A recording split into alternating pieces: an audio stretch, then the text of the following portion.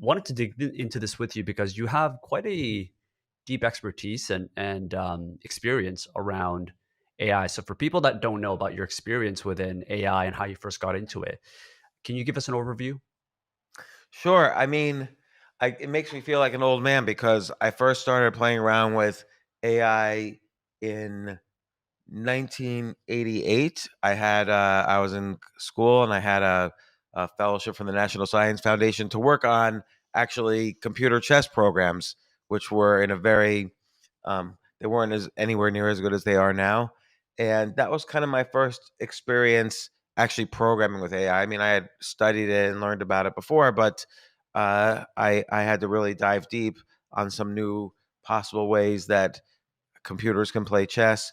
And the chess problem was always very interesting because even back in the 1950s, Herb Simon and Alan Newell, some of the godfathers of AI, had always kind of predicted that if AI could beat chess, then it's thinking like a human. And of course, fast forward, AI is much better than humans now at chess, and I could explain that development, but it's nowhere near thinking like, or that development was nowhere near thinking like a human. And in fact, much later, I did work on the computer that ultimately became Deep Blue, which was the IBM computer that beat Garry Kasparov, the world chess champion in 1997. Was it? Yeah. And I had contributed some ideas that were used in that program. And then Yeah, incredible.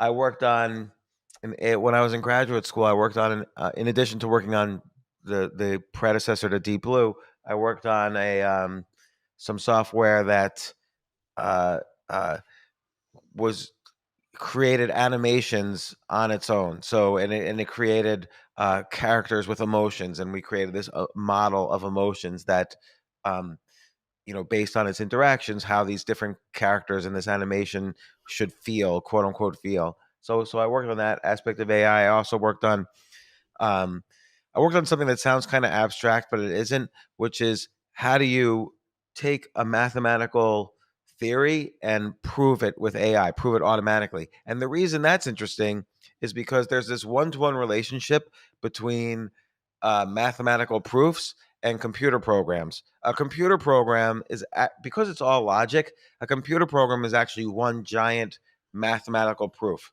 So if I want to make a program that uh, I don't know, uh, finds the fastest way to get from one location to another on GPS. It's really, that program is really a proof that given two locations, you can always find the directions between two places. So there's this one. So if you could do automatic theorem proving, which is what I was working on in grad school, you could write any program, and that's how kind of this computer, AI created coding works. Is with that fundamental idea, and so on and on. Then I ran much later. I ran a hedge fund, and I found pretty quickly that my emotions were getting in the way of my investing. And so the way to take out emotions is I wrote some AI based software to find patterns in the markets and then trade automatically based on those patterns. So sometimes I would, like, set the program running, go to a movie in the middle of the day and come back and it's made trades and done things and so on. So on and on. I've had I never really, well, I have built companies a little bit around AI, but AI has never been like the central focus of anything, but I've deeply studied it. I've deeply been involved in it, all the way up until the present day. Yeah, just mentioning that you seems like you've seen this involvement of AI from back in the day of, 20, 30 years ago, which is crazy because that's like nothing, right? Like 20, 30 years ago, it's not really a lot of time, but so much has evolved since then. But I'm curious to know, like, what is the first version of AI? Like, how do you actually term what AI is? Like, what is the kind of the first proof that we have of what AI is actually? Well, it depends what you mean by AI. If you're saying, you know, it's a very interesting question because and first off, like AI back in the 60s was this thing called expert systems. So if Sean has a headache and a runny nose, then he should take Advil. or if Sean has his legs hurt when he's walking, then he should go to the brain surgeon or whatever.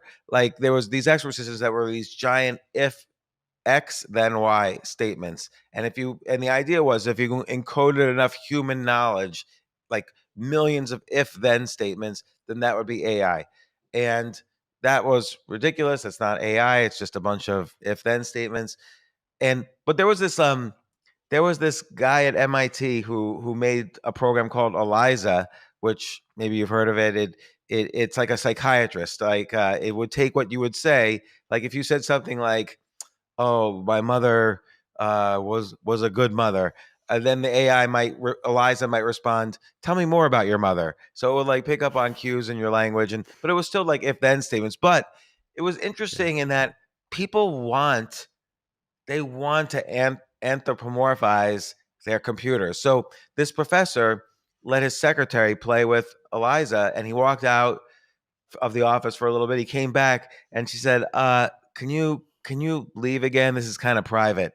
And because she got so into talking to Eliza, but then so I would say that's like the first generation of AI, and it lasted until roughly like the 80s or early 90s. But then AI, there's really only like three generations of AI. There was that first generation of AI. Then there's the second generation, which was basically massive amounts of statistics. So we all talk about AI now, but AI pretty much everything we see that most of the things we see that's AI has been around since the 90s. So speech recognition. Um, Apple had speech recognition in the early 90s. Computer vision the same algorithms for speech recognition worked on computer vision. The only problem is that you need fast computers. Computers had to catch up to the algorithms. They weren't there. Hmm. So um so for instance, here's an example of computer vision, how you've been helping computer vision algorithms for decades. So whenever you go to a website and it says, hey, we got to show that you're not a robot, here's these 6 images, some of them have bicycles, click on the images with bicycles. So by the way, the computer already knows you're not a robot. You know how it knows you're not a robot is that your cursor is moving like a human. Like a robot or a bot would, the cursor clicks on the exact center of an image. So once your cursor does random things, it's a human. It already knows you're a human. But what it does is you clicked on all these images that were bicycles, and that is then sold to the highest bidder of a computer vision databases, like huge databases of millions of images of bicycles and stop signs and people and boats and cars. Like every time you do one of those captcha things, it's really feeding computer vision algorithms. So that's been around for decades. Computer vision's been around. And here's an interesting development. So I talked earlier about computer chess, and Deep Blue was ultimately the computer that beat Garry Kasparov, the world chess champion. What with Deep Blue, the very interesting thing is they realized they cannot write software that thinks like a human for chess. They just can't do it. They've never been able to do it. And at least with humans have not been able to say, I'm going to impart my knowledge of chess into the software. They can't do it. But what they did do was they made a very basic computer chess program. And instead of doing it in software, they encoded it all in the hardware. They made specific chips for like a supercomputer to play chess. So the speed is what actually beat the world chess champion, not any kind of sophisticated, oh, we're going to think like a human now. It was Hmm. totally a function of raw speed by making a supercomputer that just played chess. And but that then fast forward, that leads to this third evolution or revolution, whatever you want to call it, where neural networks kind of hit this tipping point with something called generative adversarial networks.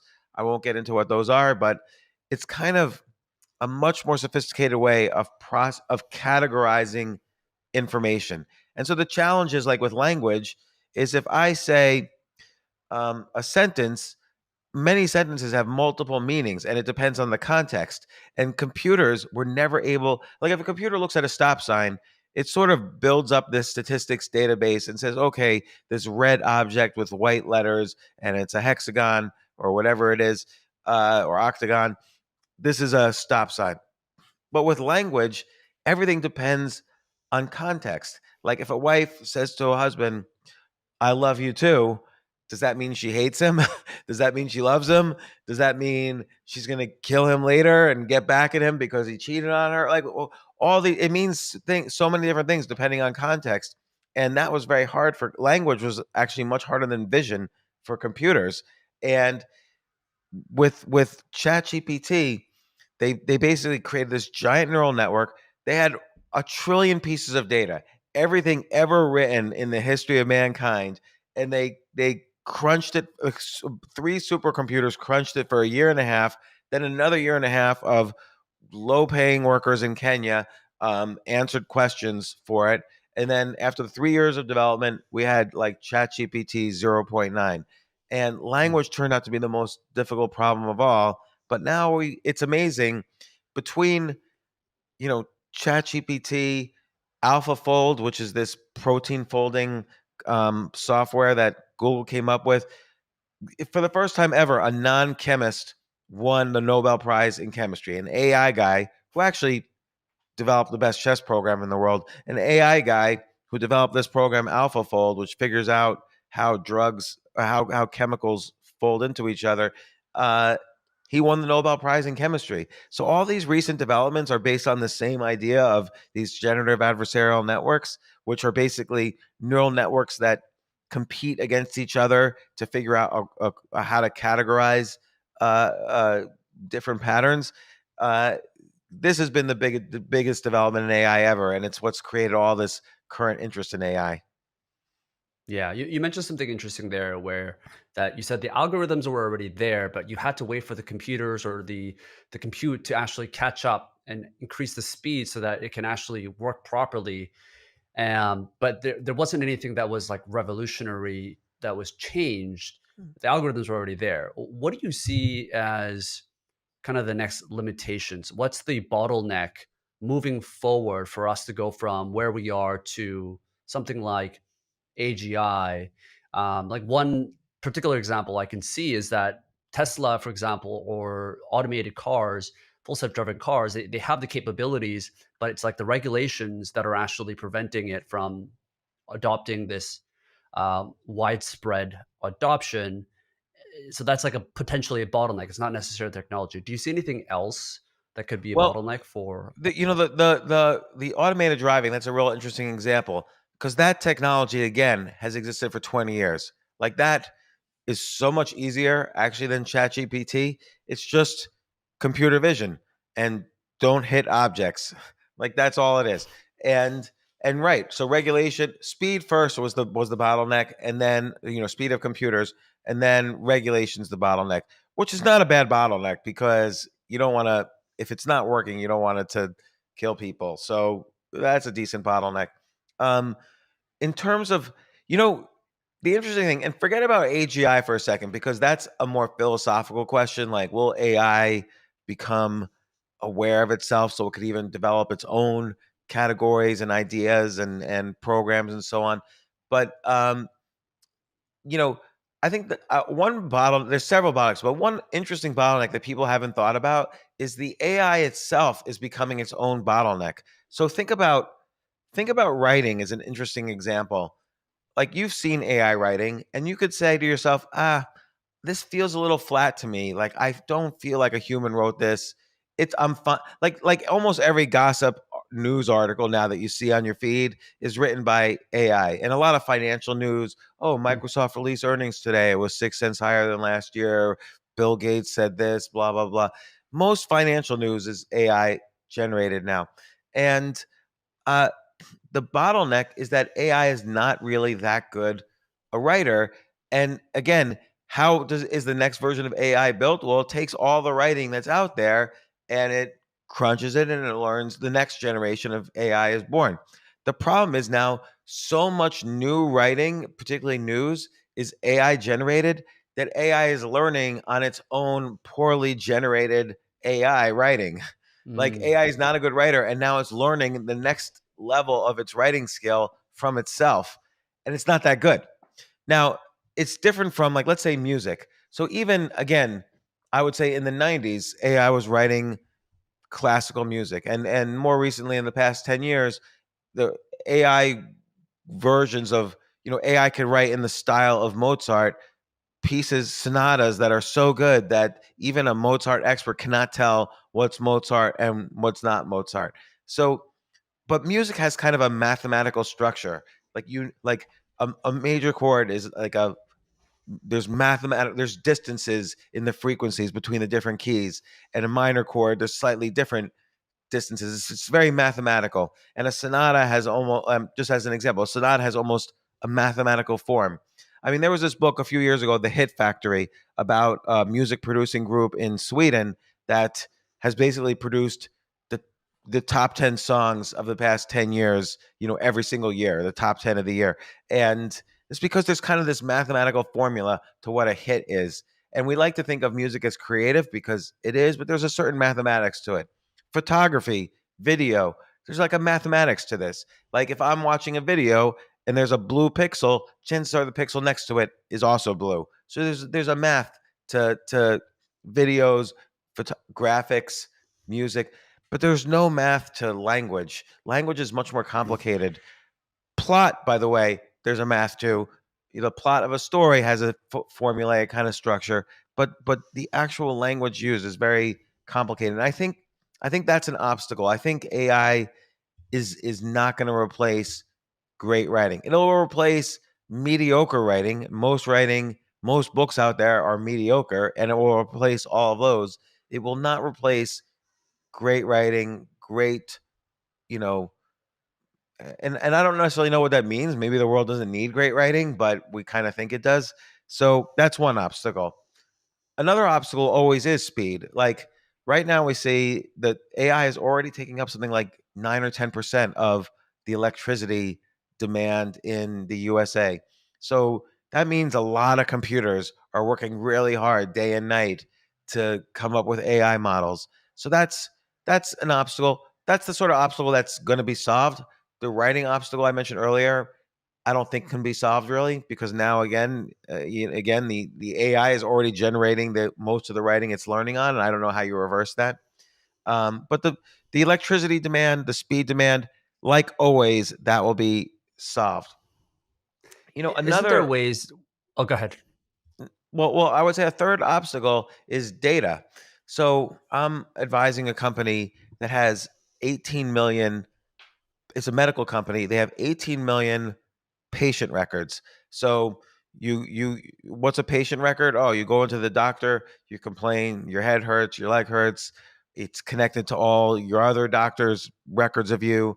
That's one big medical record of you. So imagine there's 18 million medical records where somebody came in with all sorts of complaints, took all sorts of medicines, and some diagnostics work, some didn't, some cures work, some didn't, and all this is fed into a giant AI model.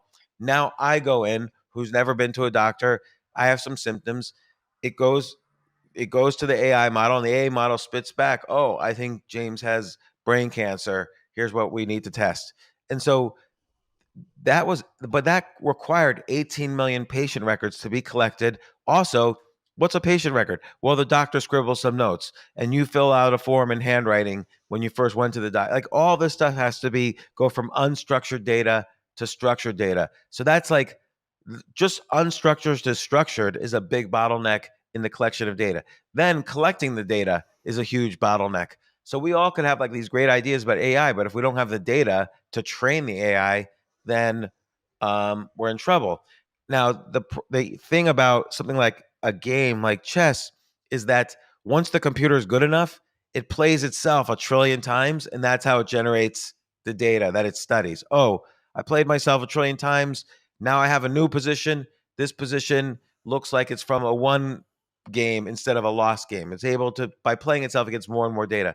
But with a lot of data, you cannot just self generate it that way. So getting data is going to be a big bottleneck. Hmm. Yeah. What do you think quantum computers play into this, where you can kind of speed up the ability to do everything faster and more efficiently with AI? It's such an interesting question because so quantum computing kind of hit the news last week when Google announced Willow, which solved like if the entire universe was a computer, it still would not be able to solve this problem, and yet Google solved this problem in seconds. And the idea was with quantum computing is that instead of a let's say a bit or a transistor having as an output one or zero, which is how computers worked for 80 years, uh, a bit can now be one, zero, or an infinite number of other possibilities in between. And I'm not quite sure I believe quantum computing is going to really make any progress. Like even Google said, look, we did this one thing, but it's going to take years and years and years. We don't know when there's actually going to be real use cases for this. So I think there's this misunderstanding. Like I was talking to someone the other day and they said, "Oh, quantum computing was used to create the world's best chess program." And I happened to know it's of course not. And I said, "No, that's not true." But and the person didn't believe me. So quantum computing doesn't really exist yet. Just like AI in the 50s didn't really exist yet. It was just something to generate a lot of the words artificial intelligence make you think of science fiction and of robots, and all this, and HAL and 2001 A Space Odyssey. So it does AI didn't really exist for another 60, 70 years.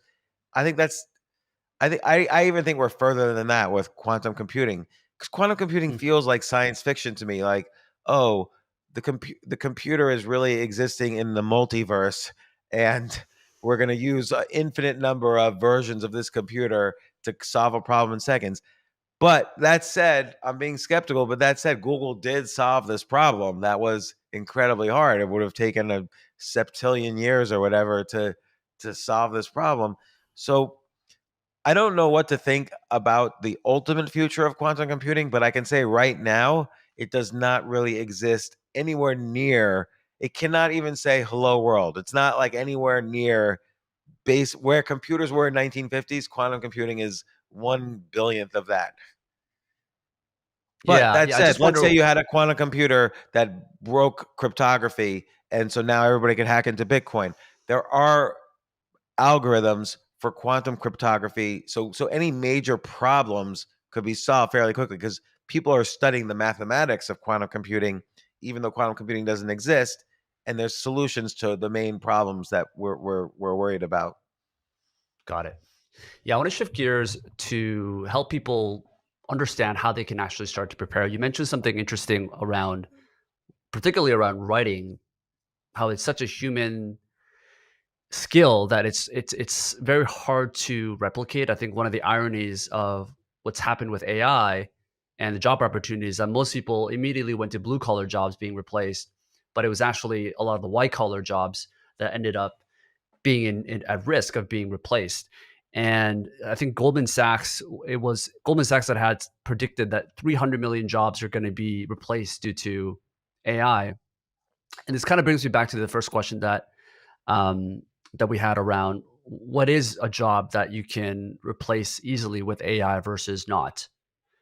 Well, it's so interesting because jobs have been replaced forever by computers, right? So typists were replaced, stenographers or like you see in Mad Men, Don Draper says, "Peggy, take a note," and he starts saying something, and she types it out, and then sends mail across the city, like in an actual envelope to whoever he's writing. Like so, all that has been replaced by computers and the internet and email. Um, and right now, let's just take a kind of well-known career that could be replaced today, which is radiology. So if I take an X-ray of someone's lungs, the AI is better at diagnosing cancer from that X-ray than a human. They've proven this over and over again. So technically, radiologists, you can argue, can be replaced. But so it actually became a law that the patient has to talk to a radiologist before getting the results from their radiology exam. And so, to some extent, the law is being used to protect the job, but the human touch is also a little bit better than the AI touch, right? So a radiologist could say, look, we saw this mass on this x-ray. I don't think it's that big a deal, but here's the 5 tests we're going to do, and I will be with you every step of the way to figure out a decision on what we should make. So the AI is not going to do that. And if I were to look at my own X-ray and the AI is flashing cancer, cancer, like I'm not going to necessarily make the best decision a radiologist who's talking to me would make. So but another area is legal. Like there's a website right now where I could send in my parking ticket and the AI will completely go back and forth.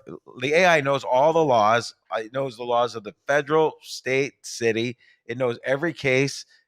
So better than any lawyer, and it can go back and forth with the judge and negotiate my parking ticket. So there's already a website that does this. There's also websites that do um, a kind of writing called copywriting, like marketing style writing. So there's copy.ai, for instance, which is probably a better copywriter than most copywriters. And when I say copywriting, almost every ad you read is copywritten.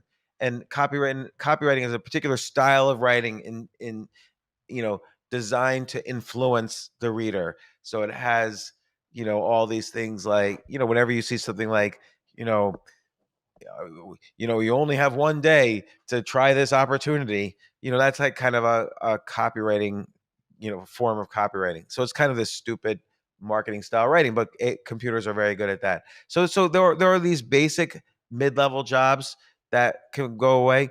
But you mentioned earlier, like factory workers, okay, some situations can be automated, and we've seen this already throughout the past 100 years. But probably no one's going to replace your plumber anytime soon. AI is not crawling through the toilet finding what the problem is. Maybe AI can scan things, but someone's still gotta go there. There's a lot of blue collar jobs that won't be replaced. But you're right, white collar jobs are in trouble. Like I recently spoke at a conference in Hollywood of movie studios, and they were thinking, they were thinking optimistically, as they should, which is, can movie studios eventually make movies without, the AI could script the movies and so on. And my answer to them might have surprised them, which is that actually you probably can't replace the script writers, but you can replace the studios. Because what do the studios provide? They provide the whole set and the whole set design and the set manufacturing. They provide the actors, which sometimes cost 10 $20 million. uh, uh, they do all the post shoot editing, and they provide the $100 million or so of to make the movie, and then another 30 million for marketing. But the script writer can, like AI can do all those things. The AI can make the set now, and it looks better than a real set. The AI actually eventually will do acting better than acting. So, or the AI can make the. We've already seen some you know small video reels where the people are real, like they look real, and they're AI, and they have a range of emotions, and it's believable, and it'll get better. That will get better. So but again, unless it's just a basic kind of writing, they're not going to be able to replace sophisticated script writing. You're not going to see.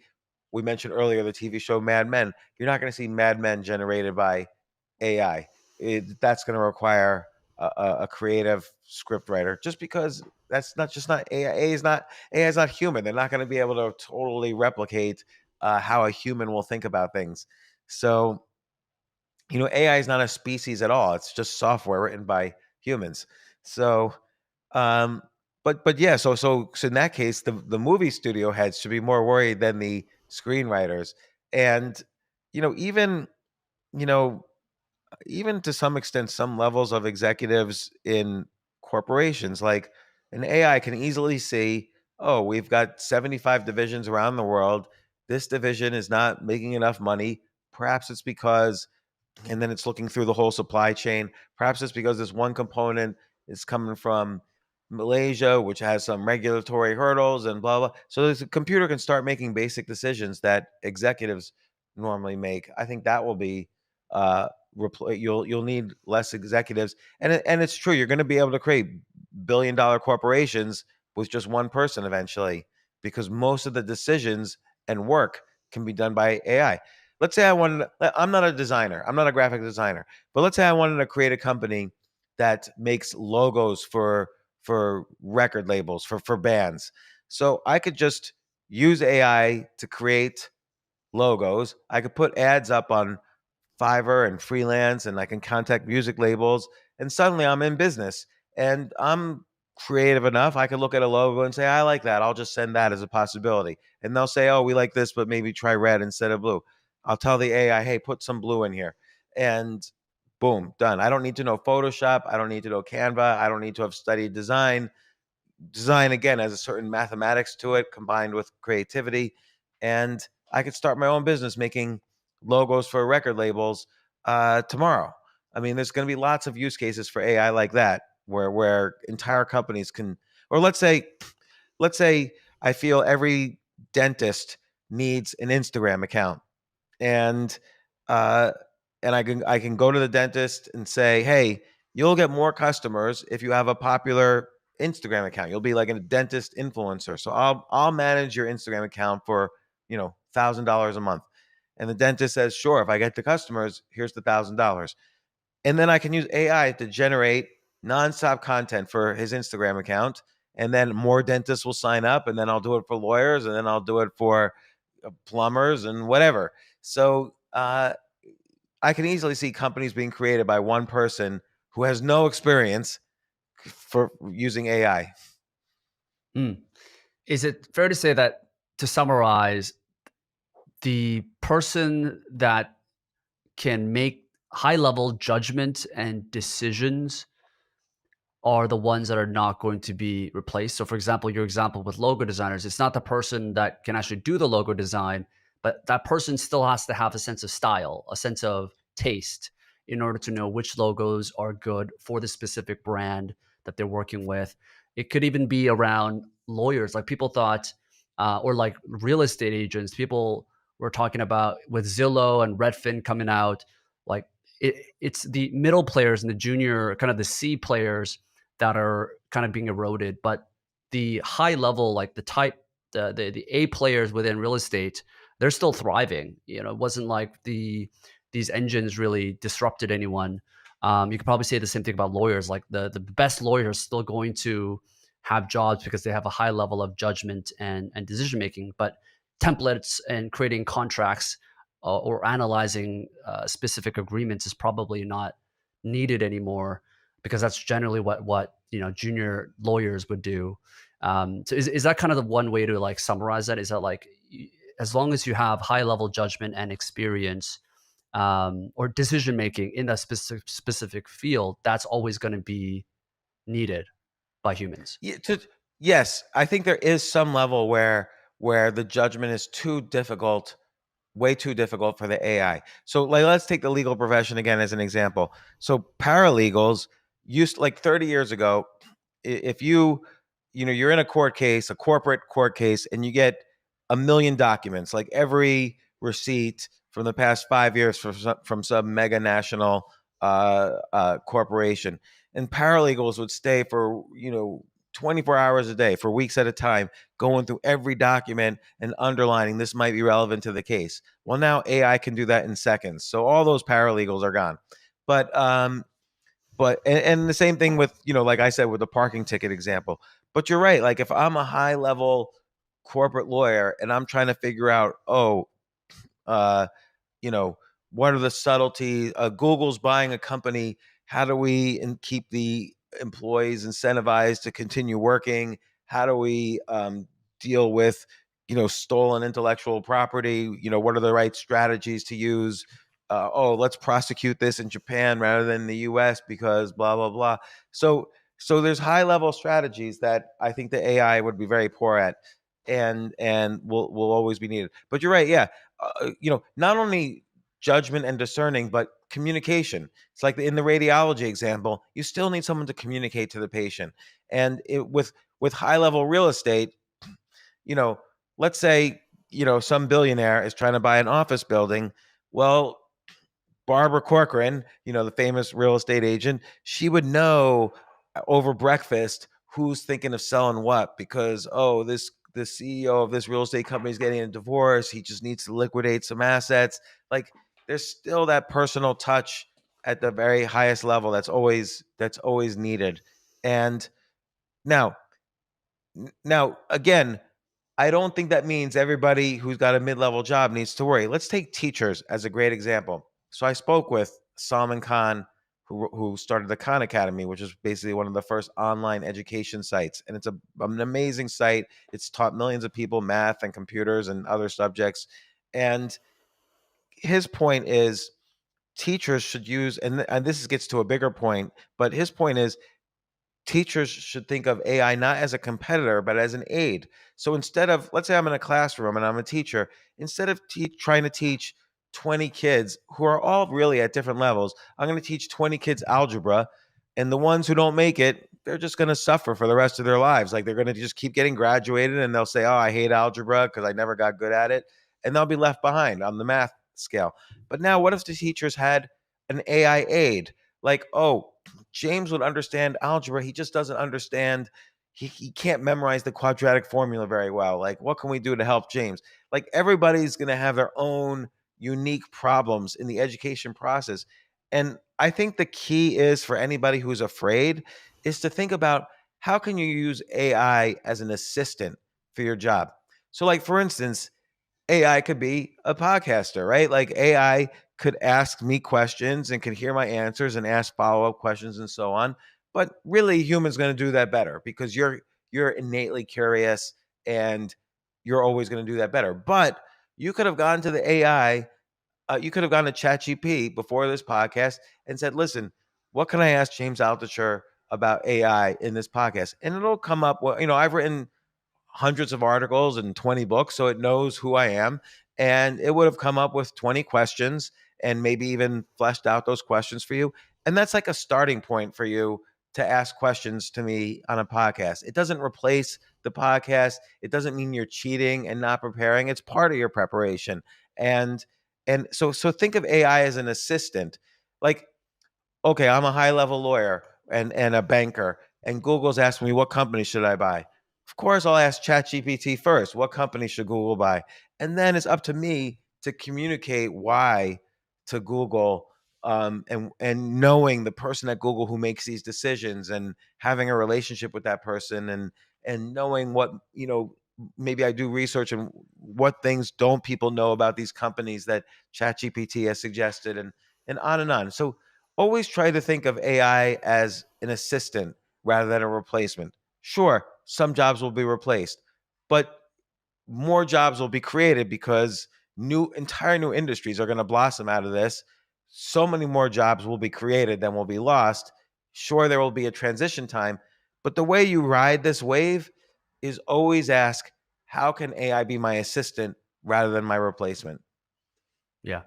I think in addition to new jobs being created, which is a very optimistic way and realistic way to look at it, I I think about jobs and just as humans, things that we actually appreciate what humans can do, even if there are things that AI can do already better than us. So, for example, chess.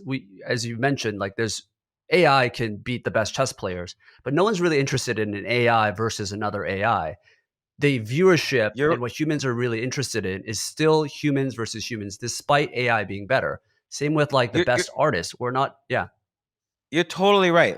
Like every single day, by the way, the World Championship of Computer Chess is being held. So computers are always they're always playing the top computers are always playing each other to see who's best. That's happening every day. And nobody watches that. Nobody cares.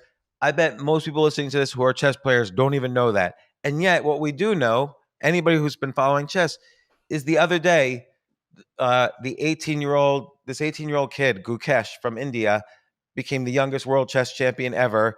And by the way, 10 million people were watching that on Chinese mm, and Indian TV because the world champion was Chinese, the challenger was Indian.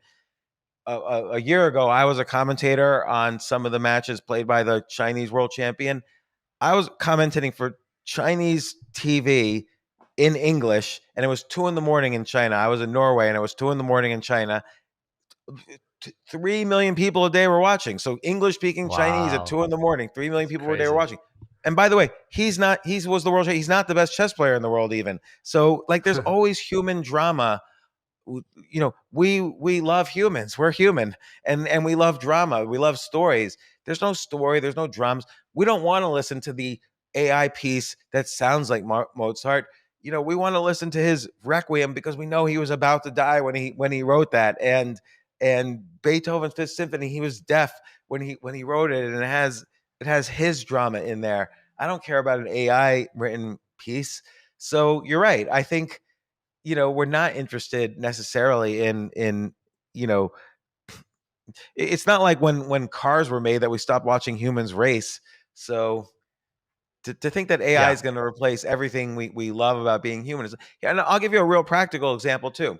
So in 1989, I applied. This is the very first job I ever applied for outside of very first real job. Like I had little, I was worked in restaurants or whatever, but this was a real job. So I applied for a company related to the Department of Defense, and they were like, "Look, this is a radar that shows objects in space, and we need to know which objects are just junk, and which objects are nuclear missiles heading to destroy America.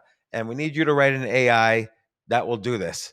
And so I I ended up going to graduate school. I didn't accept that job, but uh, AI had that capability then, which means AI had the capability to launch counterattacks. Even in 1989, AI could launch, if it saw, oh my gosh, nuclear missiles are coming, we're going to launch a counterattack. AI had the capability to do that then.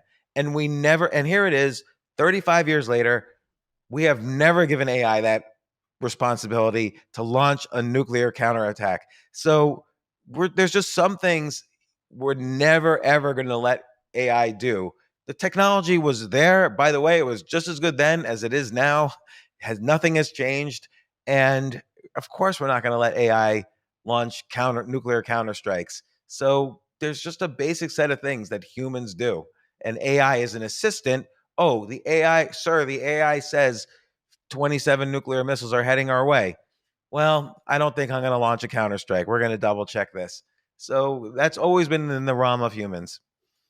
what does that say about human nature, though, and what can we predict based on that breakdown of what things that maybe we would appreciate even more of what humans are doing, even as AI gets better? Like perhaps we would love to see, even as AI gets infinitely better, that human will always appreciate probably even more.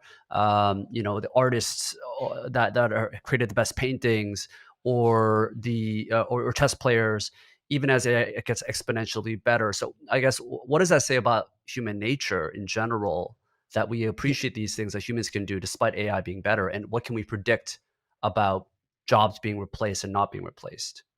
So humans are creative, and in some ways, it appears that the AI is more creative. Like, let's say I cannot compose a Mozart piece, for instance, but the computer can. But ultimately, humans are more creative, and and again, always think of never think of AI as a replacement. Like I just thought about AI as a replacement. Like, oh, if I was hired to do Mozart pieces, better to hire the AI to do it. But so Mm. never put that thought away and instead say, oh, I'm hired to make some creative musical thing. AI is your assistant. What are you going to use the AI for? So this is a fun thing, but look, during the election, there were all these um, TikTok videos of Trump dancing tango with Kamala Harris or something. Like this is AI generated, and but it was fun and people watched it, and millions of people watch these types of videos and still do, of course. And more videos like this are being created every day. But humans are creating these videos using AI as a tool. It's just like with Photoshop. The old wave of designers said, "Oh, Photoshop is taking away the creativity. Like I used to paint these logos. Now I got to use Photoshop and just manipulate pixels on a screen." Well, Photoshop became the standard for as a tool for designers. AI will become the standard for as a tool for designers. It's just a tool. It's nothing more. And yes, just like computers just like industry always has, some jobs will replace. Cars replace horses. Computers replace typewriters. Where did all the typists go? I have no idea. But they didn't die. They didn't end up on bread lines, I don't think. There's 100 million jobs in America, more jobs than ever. Today, there are more jobs in the United States than ever before, despite 200 years of technology and industry replacing jobs. There are more jobs than ever before. So people just need to look at history to understand. And I've heard people say, oh, this time it's going to be faster than every other time, the replacement of jobs. There won't be time to find new jobs. That's not true. The internet was just as fast. Back in 1995, I was talking to the head of marketing at HBO and explaining that my business then was building websites. I built HBO.com among many others. And the head of marketing, his name was John Billick. He said to me, well, the phone companies aren't going to let this happen because you can make phone calls through the internet. They're not going to for free. The phone companies are going to stop this. Well, guess what? The phone companies, bought all the internet service providers that provided internet connectivity, and now the phone companies are the biggest internet service providers. So industry and humans figure this out, and they will continue to do so. Yeah, I wonder, just related to that question, what are some skills that us as humans need to unlearn as we progress into integrating AI into our lives? If you look at back in the hunters and tribes days, like you kind of had to learn how to make fire, you had to learn how to hunt or gather in order to survive. With the agricultural revolution, you had to learn how to become best farmer.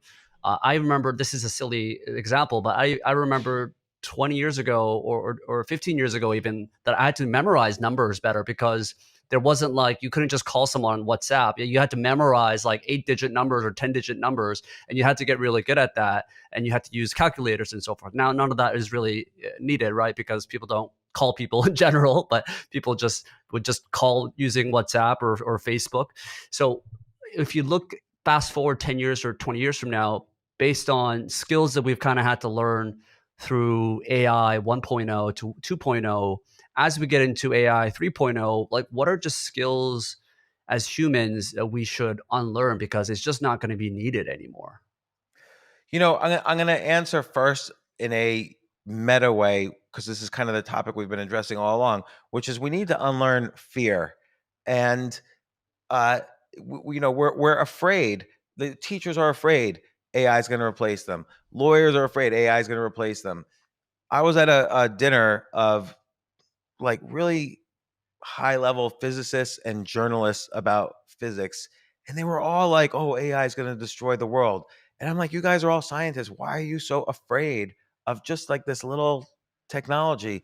Like, and again, it gets back to think about how you could be better and how you could learn.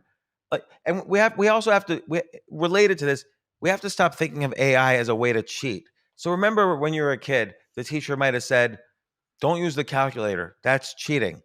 Well, so what? I want to get to the solution faster so I could then go on to more math rather than just spending all my time figuring out what, 123 times 456 is. So I told one of my daughters was graduating college a few months ago, and she called me up. She was crying. She had two waitress shifts and two essays due the very next day, and in order to graduate, or else she wasn't going to graduate. And she's like, "What should I do?" And I'm like, "Tell me the topics of your thing." And it's like, "Oh, analyze this one Shakespeare play that was produced in this one theater in 2017, and then blah blah blah." And I'm like, "Okay, well, AI already knows everything about that theater production. Ask ChatGPT." And she's like, "No, that's cheating." And I'm like, "Well, what's the goal of your assignment? The teacher wants you to learn about what happened at this production and derive some meaning from it. Ask AI to also show you the relevant clips from the production uh, and then give you the full analysis, and now now you'll have the knowledge and you'll be able to write about it. Like there's no cheating there."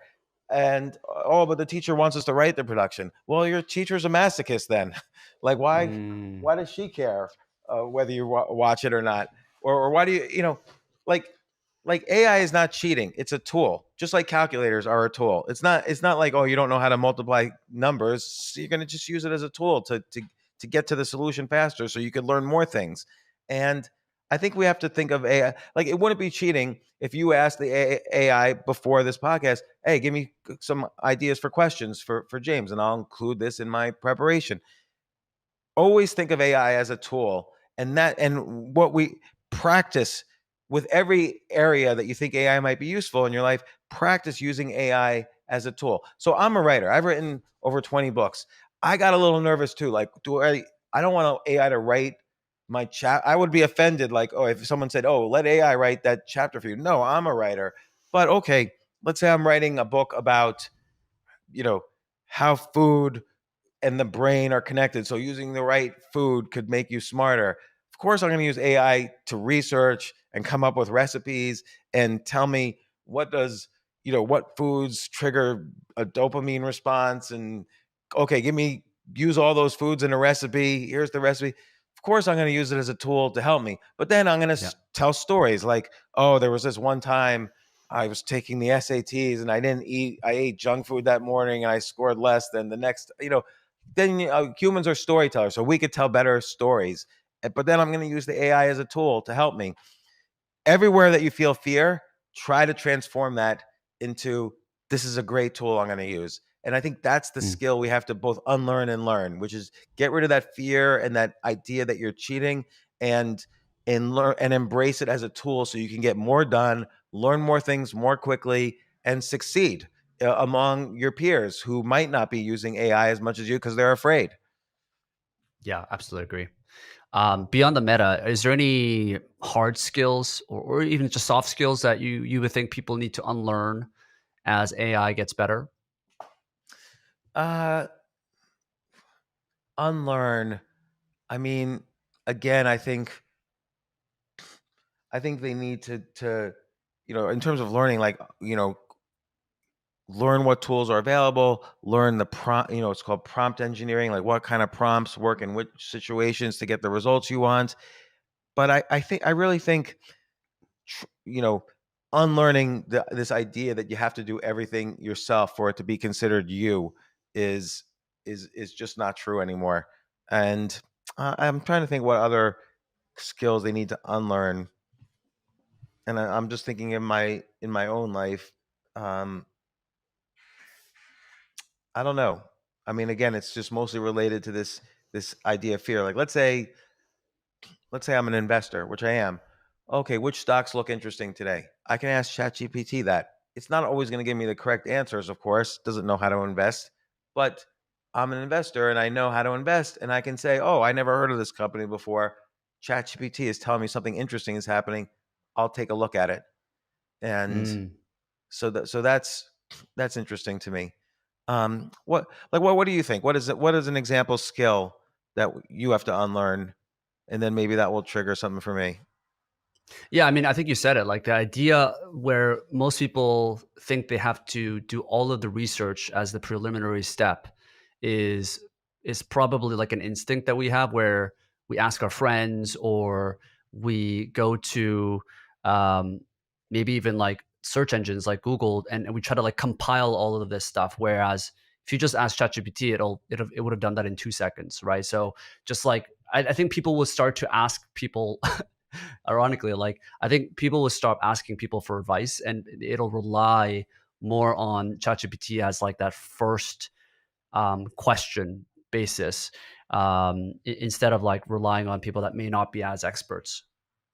And one skill that's going to be very important. By the way, this is a skill that's always important, but people maybe have underplayed it. But communication is a skill.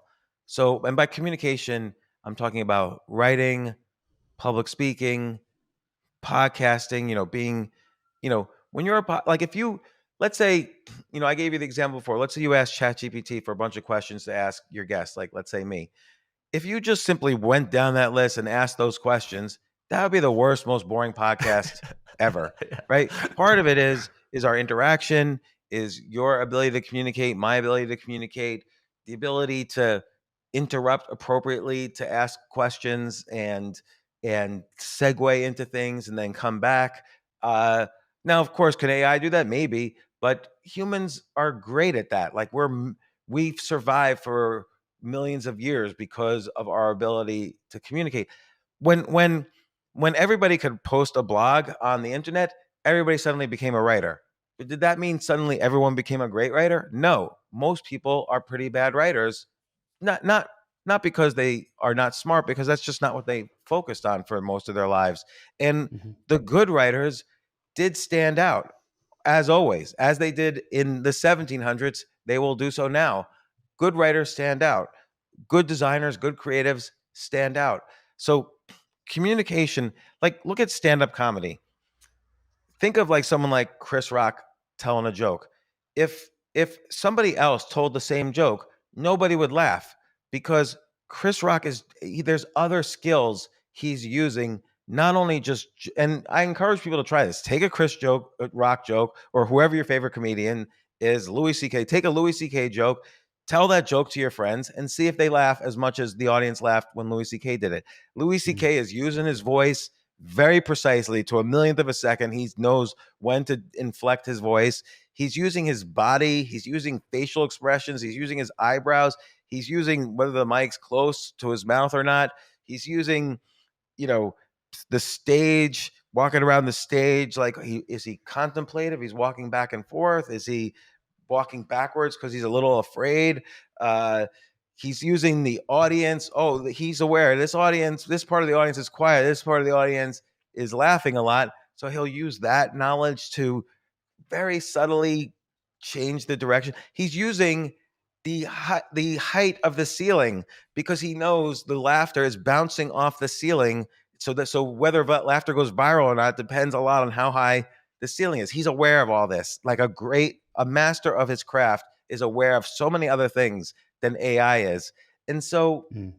these are the things. Communication is this very hard skill that AI just not only does not know how to know. There is no data about how to make a good stand-up comedian. And without data, AI can't figure it out. It could watch a lot of video clips of stand-up comedy, and it will figure out some of the categories and some of the context, because that is what AI is good at. And it'll figure out some contexts that we aren't even aware of, but it won't really figure out all of them, because it's very subtle. Communication is very subtle, which is why it took ChatGPT till now to exist, when computer vision and computers were beating chess programs, 30 years ago. Can you imagine AI dealing with a heckler on stand-up? Oh my God. Oh my God. First off, I was a stand-up comedian for 6 years, and I would say on a scale of 0 to 10, I was a solid 5 or 6. Like, the average funny guy is a 0 or 1 at stand-up comedy. So, and I was a zero Mm. or one. But then I got up to the point where I was touring. I went all over the US, part of Europe. I was doing things. I owned a comedy club, so I saw lots of comedians and learned from them. But the the guys who have been doing it 20, 30 years, the Chris Rocks of the world, the Jerry Seinfelds and so on, those guys are to me unbelievable. They're tens, and you cannot make an AI to be better than them. Why'd you stop, by the way? I didn't realize you're not doing it anymore. Well, there was the pandemic, and I still continue doing it, but in 2021, I had this idea for a book. So every year from 2003 to 2021, I wrote an article a day, and I wrote 1 or 2 books a year. So I have over 25 books. And but then in 2021, I stopped doing stand-up comedy. I stopped writing every day, and I stopped writing books. And I had an idea for a book, which is, oh, when I was young, I was a strong junior chess master, and like I was New Jersey's high school chess. I was winning trophies and awards, Cool. and even money, and I stopped because for various reasons I started businesses and met girls and all that sort of thing, and I decided, oh, I'm gonna do as a book. After a 27-year break, I went back into it, and I'm going to be just as strong or even stronger than I was before. And then I'm going to write a book about it. Well, it was not that easy, and I'm the Georgia senior champion 2 years in a row, or 3 years in a row. But I am not back to the level I was when I was a kid. and it's been just really painful. And so I haven't really written as much as I used to. But now I'm planning on writing a book about it. And I spoke to Robert Greene. You know, he wrote the 48 Laws of Power. He says, James, are you crazy? You've already done it. Like just you doing this, tell the story because there's been so many adventures Mm. along the way. But I feel like it doesn't have as much value until I actually do it, even though it might not be possible. I don't know yet. Is it that you have gotten to the same skill level as before, maybe even better, but the talent level of other human players have risen over time? Or is it that you haven't caught up to your previous skill level? Uh, it's partly the former. And by the way, Magnus Carlsen, who's the best player in the world, his coach, Peter Nielsen, he said what you just said. He said to me, which again is part of the adventure. Like I've had dinner with Magnus and his coach, which is something when I was a kid I would not have been able to do. But now, because of my success in other areas, I'm able to do this. But yes, so the whole world has gotten a lot better because of AI and computers. Little kids now train Mm, with the AI. Like they say, oh, maybe this is a good move. And the AI says, no, no, no, no, this move. And it's so incomprehensible, but then that becomes the move. And so little kids are very good at that. But also the human brain changes. Like I have much more knowledge about chess than ever before, but my processing speed is not as great. So I mm, might have a better intuitive understanding of the game than when I was younger, but I cannot calculate as fast and I'm more prone to errors. And so what you gain as an older person, at least in chess, is not as much as what you lose. So you have to compensate. And I have not been able. Also, my I don't have as much stamina. So if a game lasts 6 hours, I'm blowing it in the sixth hour. In a tournament, and it's been very frustrating to see the things I had as a kid I no longer have now, which is the plight of an older person. But some things you get better at as an older person. Like the peak age for a historian. So the peak age for a mathematician we know is in their 20s. That's when they do their best mathematical work. Because again, that calculating speed and that just raw creativity is there. But the peak age for a historian is 69 years old. Because just as you get wow. older, your ability to connect patterns and say, oh, this situation happening in Ukraine might be like this situation that happened in World War One. Like your pattern database is greater. Your ability to make connections, your ability to be creative is not as good, but your ability to create connections between events is much greater.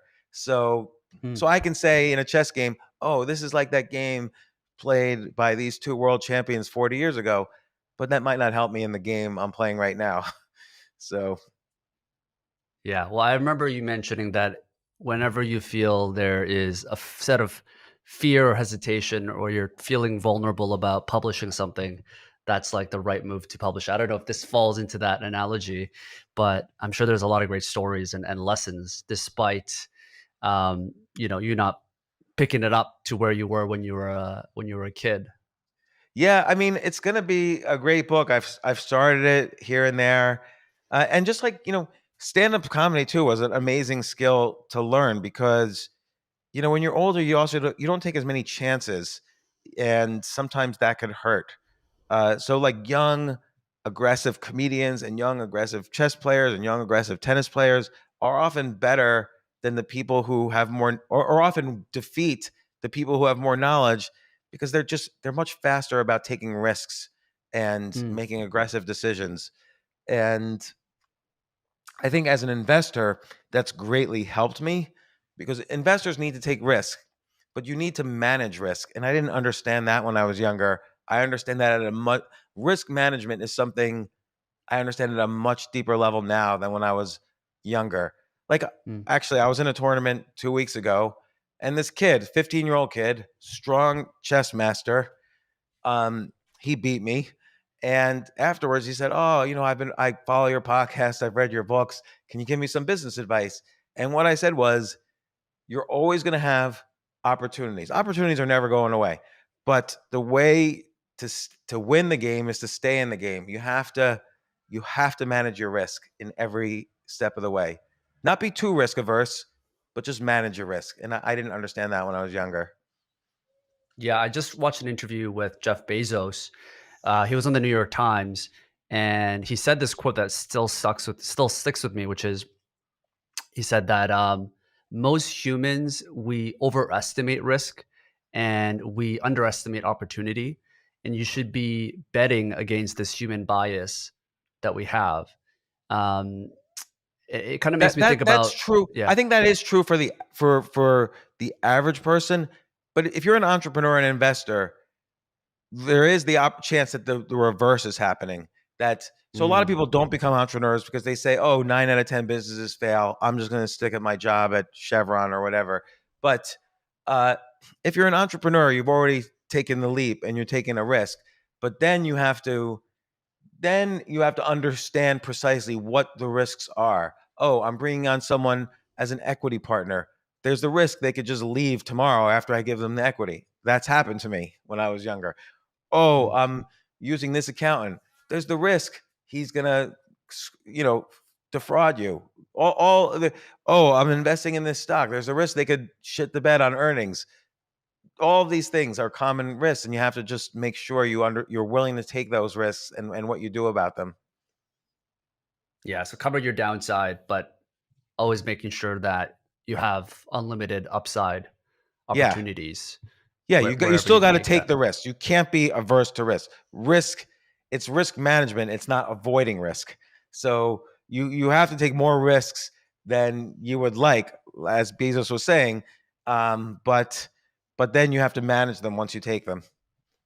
What are the opportunities slash risks, positive risks, that you see in, I guess, the field of AI, with AI coming in from businesses or career opportunities, investment opportunities? What are some things that you see that are on the horizon with AI becoming such a core part of our lives?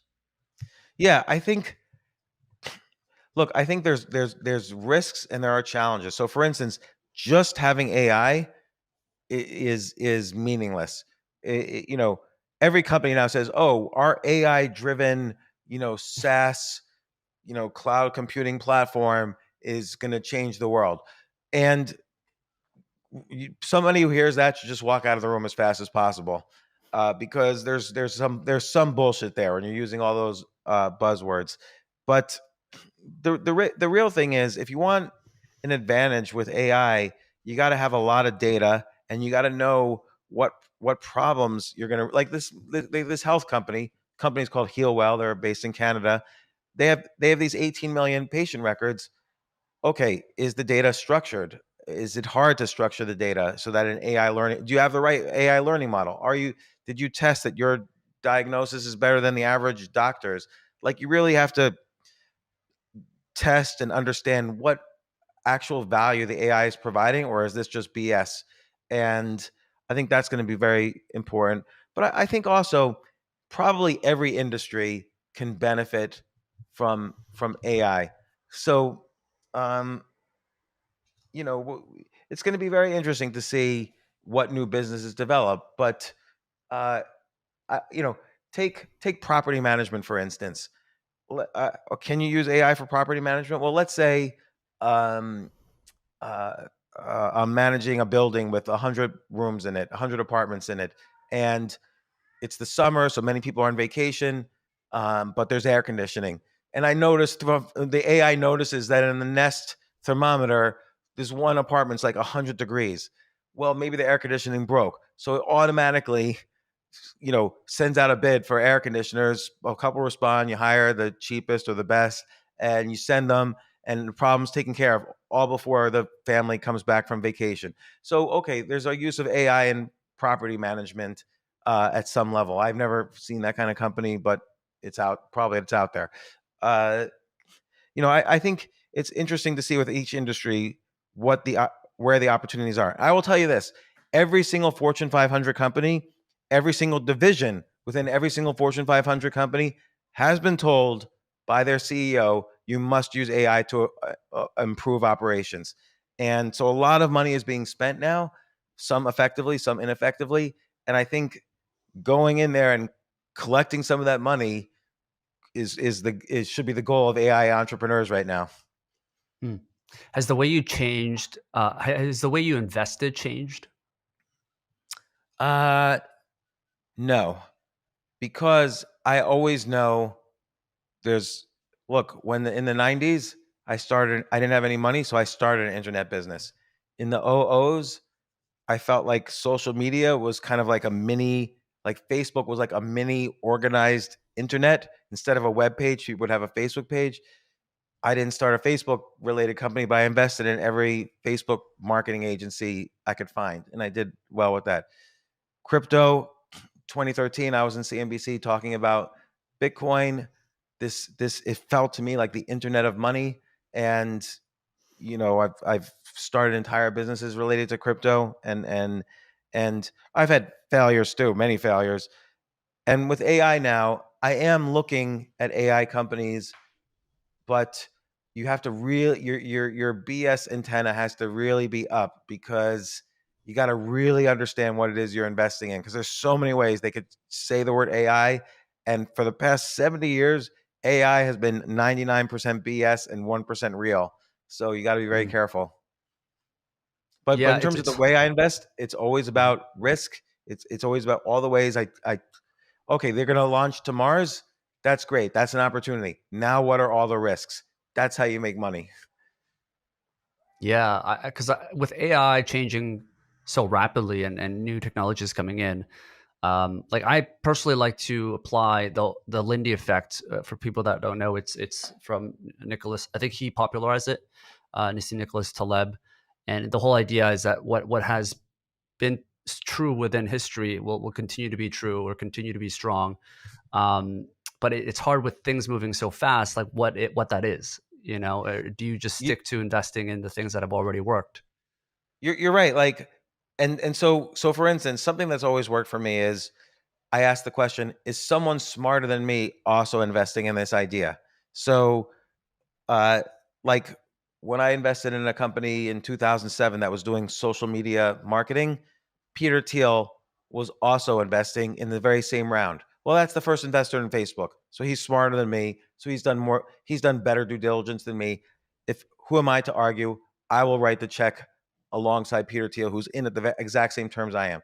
So, like if I'm in a if Warren Buffett invested in IBM at $100 and it goes down to 80, I am happy to invest in IBM. Warren Buffett is smarter than me. I'm buying it at a discount to him. So this is a principle of investing I always use. Whenever I've broken that discipline, I've lost money, but most of the time I've made money with that discipline, whether it's in stocks or private companies or cryptos even. When I look at a crypto to invest in, who are the developers? What were their previous successes?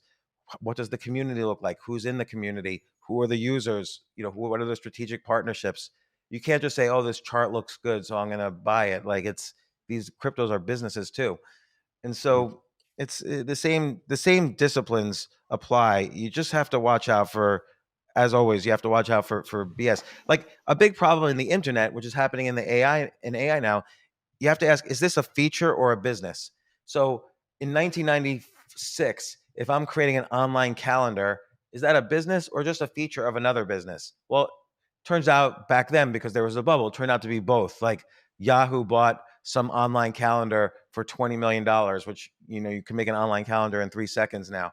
But but really, it was just a feature. And there are like I made a website for using AI where it helps foreign language speakers create resumes and cover letters to respond to job requests on Fiverr.com and freelance.com. Okay. And a lot of people started using it. Okay. Was that a feature or a business? I thought maybe it might be a business, but really it's just a feature, and 6,000 other sites uh, did it. Like so I think Mm. it's very easy to make features. It's not easy to make businesses, and ChatGPT is so easy to use and develop things off of. You got to be really careful that all the traditional business things apply. Like, is there a moat that prevents other people from getting into this business? And that's important. Yeah, like with you mentioned just right now with ChatGPT and AI being able to create a calendar within 3 minutes, which what used to take a year and millions of dollars. This idea of whether we should focus versus try and do multiple things is a dilemma that I have. Like Keith Rabois, who's a very well known venture capitalist, for a founders fund, which was actually created by Peter Thiel. He talked about this idea of whether he was debating whether he should step away from investing in AI and latest technologies or not. But his whole thing was that because things are moving so fast now, if he was to take a 2 3 year sabbatical and work on something else, he would not be able to come back. Like it would take him so long to catch up with everything, with all of the trends and things that are happening, that like once you're out for a few years with how fast things are moving, that it's hard to come back to. And I think about like with AI and people that are starting businesses, like it's so easy to think about like starting a business these days because it's so cheap and fast. But at the same time, I feel like the competitive advantage is to stay focused. And because things are moving so fast, you want to keep up with the latest tech and the latest advancements. And doing multiple things won't allow you to do that. I think that's largely true, but it depends. Like crypto, for instance, if you take a break for 2 years, there's going to be all sorts of like upgrades to the technology. There's going to be all sorts of crypto's much more technical than people sometimes realize, and it's hard to just create a new crypto project. For AI, I'm not so sure. But Keith is probably right about himself, because what is the big advantage that Silicon Valley venture capitalists have? Well, they are friends with Sam Altman and Peter Thiel and Elon Musk and Mark Andreessen. That's their network. They go to dinner together. They go on vacations together. They invest together, and they're, because Silicon Valley has such an incredible brand of venture capital and startups and so on, those businesses end up doing really well. And or they call their friends at Google and say, hey, buy this company for $1 billion because as a favor. And billions worth, Mm, Google's worth 3 trillion, so of course they'll do a favor for Mark Andreessen or whoever. So I think if you step out of the flow, his flow, which is an incredible deal flow, you could get left behind. But for the average person, I think if you stop doing AI for 2 years, you'll be able to catch up to AI pretty. Like if I'm just using ChatGPT for the first time today, I'm gonna catch up pretty fast. It's mm, pretty simple. That's the whole point, is that it made it really easy, and the basic principles of business still apply. But if I made my living because of my network of people, doesn't mean I'm not intelligent, but when then your network is part of your investment thesis, then yes, if you step out of your network for 2 years, like I've lost touch with people who have helped me make money in the past. Yeah, I'm behind. I'm no longer making money with that person anymore, and I have to find new networks and so on. So, so it just depends. If you're an entrepreneur, I think you can pick it up today and be creative, and just find a customer.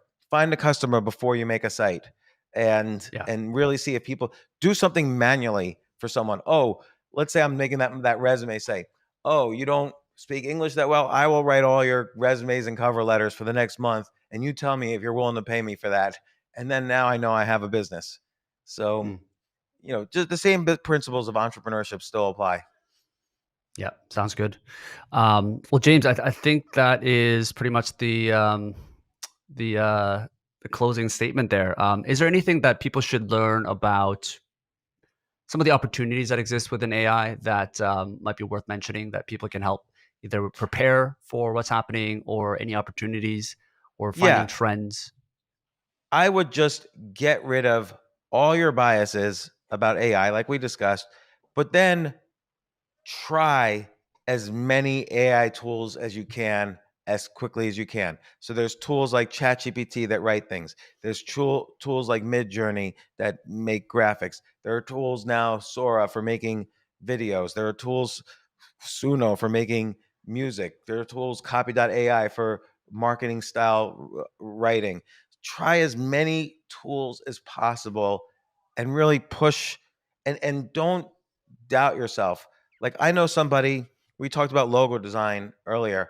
I know somebody who went from zero graphic design business to making logos for big companies because of AI, and because she did not doubt herself and doubt Mm, her experience. And now she's getting paid by major corporations to make logos and even make clothes merch for these big companies. And it's because she's using AI. So really open the doors of what you think is possible for yourself, and explore a lot. Like, try everything. And how do you know what exists? There's a million websites out there that will tell you what to try. Just Google or ask ChatGPT what AI tools you should try. Beautiful. Well, James, where should we direct people to find out more about you? You've got so many books, so it's hard to know which ones to point to, but where should we direct people to? I don't really know. Um, I guess my most popular Maybe book your was next Choose book. Yourself. My most recent Yeah. book is Skip the Line. But yeah, my next book will be the book to follow me at. I keep thinking I used to, 10 years ago, I used to do a lot of stuff on Twitter, and like that's when I built my audience. And I used to do a Q&A every week on Twitter. For 6 years, I did this without break every Thursday from 3:30 to 4:30, even on Thanksgiving. And I Hmm. stopped doing that in 2015, and maybe I should keep thinking I should start that up again or not. I don't know. I like studying chess every day now too. Is that mainly your kind of your daily routine now these days? Is to be immersed with chess? Yeah, I used to write every morning from about 6 a.m. to 11, and now Yeah. I study chess every day from 6 a.m. to 11 a.m. And like I said, I have not it is the results are not there, but people tell me it's the journey. I don't quite believe that. I think it's I think nobody buys a plane ticket just hoping to stay up in the clouds. You eventually want to land at your destination, and I eventually want to as well. So we'll see. I believe in you, James. All right. Well, thanks again for tuning in, guys, and Thanks so much, hopefully we'll Sean. have you You back. ask you ask such great questions. It's always a pleasure. Really, if people want to learn more about me, they should just listen to every one of your podcast episodes. That's what I'll say. Well, we did have you back on before, so we'll make sure people check that out as well. Thank you so much, Good. James. Thank you.